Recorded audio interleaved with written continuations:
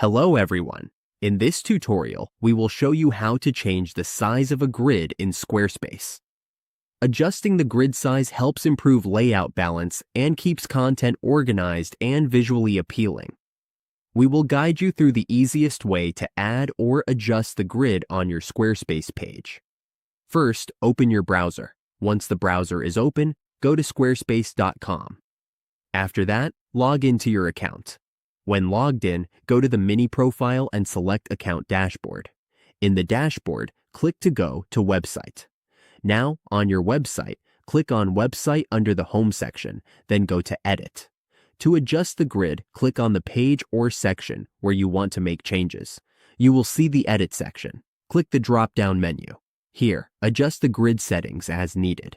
Change the alignment and adjust the columns and rows however you like.